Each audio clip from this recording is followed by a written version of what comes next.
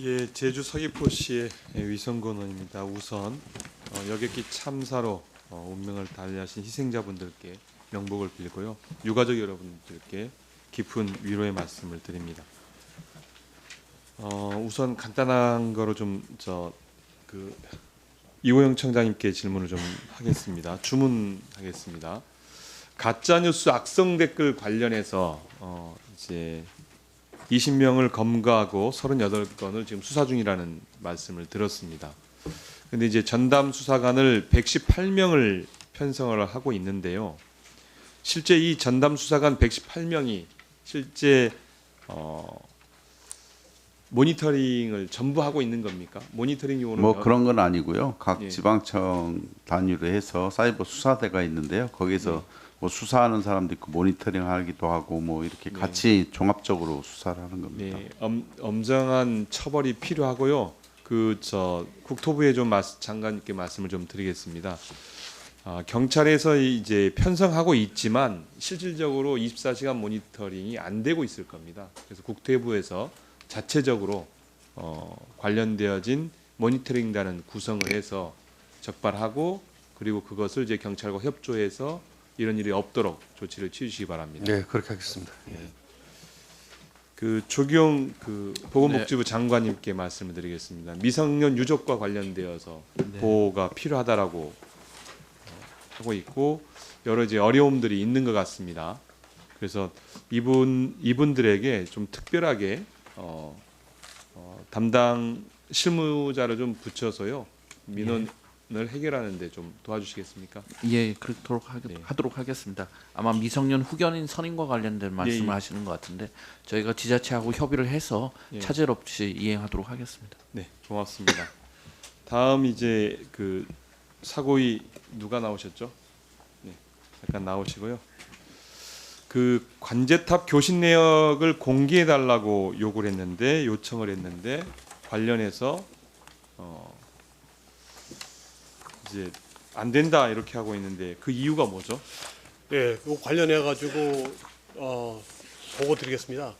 지금 저희 이제 항공 사고 조사 법률하고 아이카오 국제 기준에 따라서 예. 공개해야 될 내용이 있고 공개를 하지 말아야 대한 상황이 있습니다. 그래서 저희가 저희 항공 사고 조사 법률에 공개를 금지할 수 있는 정보의 범위가 총 7가지가 포함이 돼 있는데 네. 그 중에 이제 네 번째가 예. 조종실 음성 기록 장치 및 녹취록 돼 있고 여섯 번째가 알겠습니다. 이렇게 돼 있는데 관련 규정을 잘못 적용하고 계신 거예요. 항공주사 법률 제28조 정보공개 금지에 보면 국가의 안전보장 및 개인의 사생활 침해가 우려될 경우 그리고 장래에 정확한 사고조사에 영향을 줄 경우 그래서 이거를 자의적으로 판단해서 하고 있죠. 요거는 공개를 하지 않을 수 있는데 관련 규정을 보실게요. 다음 PPT 넘겨주세요. 예, 다음 보시면 지금 이제 이번에 공개된 게 메이데이 버드 스트라이크 고잉 어라운드라고 하는 내용이 이제 공개가 됐습니다. 특정 구간만 공개가 된 거죠. 그래서 이런 것들이 이제 사고 원인을 속단하게 만드는 다른 가능성을 배제하게 만드는 행위라고 저는 생각합니다. 어떻게 네, 맞습니다. 생각하십니까? 네. 그렇죠. 네. 그 다음에 국토부에서 뭐라고 얘기를 하냐면 활주로 반대편의 착륙 관제사와 조종사가 상호 합의했다. 상호 합은 내용에 대해서 했는지 안 했는지 알 수가 없는 거 아닙니까? 실제 상호 합의라는 게 무엇인지 이제 그런 것들 때문에 이런 선별적으로 이렇게 하고 있어서 불필요한 의혹과 음모론들이 만들어지고 있는 거죠. 그러면 미국은 어떻게 하고 있느냐? 미국 연방 규정에 따르면 사고 원인 규명을 위한 공익적 목적이 인정되어질 때는 필사본으로 공개를 하도록 하고 있습니다. 알고 계시죠? 네. 그리고 일본의 2024년 하네다 공항 충돌 사고에서 관제탑 교신 기록을 전부 다 공개했습니다. 알고 계시죠? 네. 그렇다면 왜 우리 국민들께서는 왜 공개하지 않지? 이렇게 의문을 제기하고 있습니다. 그래서 저는 다시 한번 검토를 좀 해주시 부탁을 드리겠습니다. 다른 얘기를 더 해야 돼서 계속 하겠습니다. 항공사 정비 인력 관련해서 좀 말씀을 이건 누가 네, 예, 장관한테 지금 예, 정비 인력 관련해서 말씀을 드리겠습니다.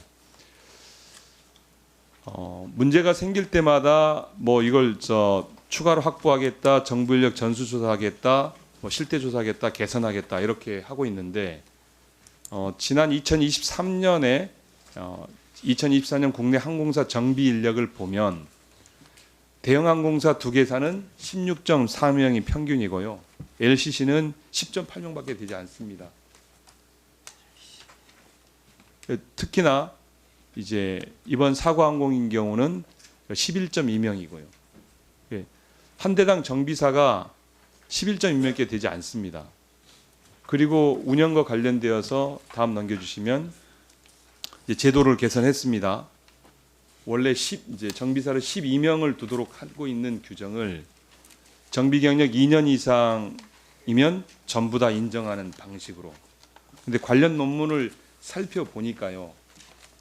미국인 경우는 최소 3년을 그러니까 자격증을 따고서 실무경 3년이 넘어야 되는데 우리는 오히려 실제 1년 미만이라든가 1년 미만, 1년 이상 2년 미만도 항공 정비사 인력으로 추가로 있는 것으로 봐주는 거예요. 보시면 1년 미만인 경우는 0.2명으로 쳐지고요. 1년 이상 2년 미만은 0.1명으로 쳐주고 있습니다. 정비 인력 그 LCC 업계가 이번에 이제 국토부에서 검토를 해서 정부에서는 정부안이 원래 안이 이거였습니다. 6년 이상을 해야 되겠다라고 해서 발표를 하고 이제 의견 수렴을 했더니 대형 항공사에서는 3년 이상 해야 된다 이렇게 얘기를 했고 LCC는 2년 이상 해야 된다라고 했고 현장 정비사들은 10년 8년 이상 해야 된다.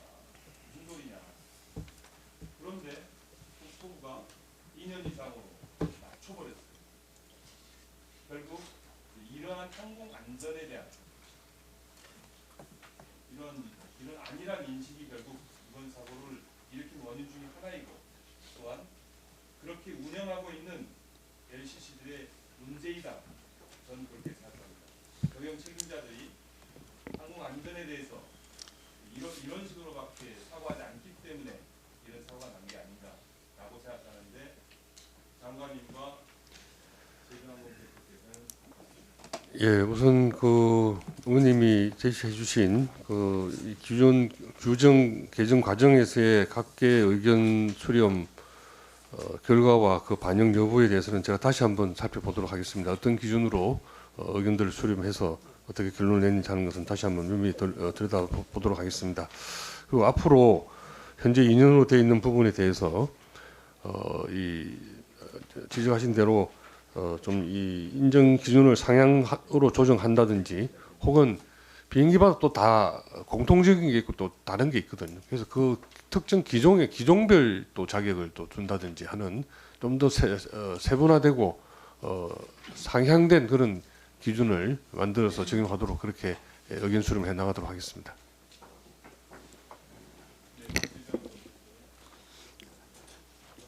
네, 의원님. 2022년까지는 코로나 기간 때문에 정비사들이 안타깝게도 많이 그만뒀었습니다. 타업종은 그 당시에 이제 휴직들을 많이 했고요. 고용유지 휴직 때문에 또 채용이 안 되는 부분도 있었습니다. 23년에 운항이 정상화되면서 저희가 채용을 계속 시도를 했고 약 4개월 동안은 12명을 못 맞추던 채용 기간 동안에 그런 사례가 있었습니다. 지금 국토부에서 그 기준을 강화하기 위해서 검토를 하고 있고요. 저희도 기준은 최소한의 요건이다 이렇게 이해를 하고 그보다 훨씬 더 강화해서 숫자뿐만 아니고 품질 쪽도 강화하도록 그렇게 지속적으로 개선해 나가도록 하겠습니다.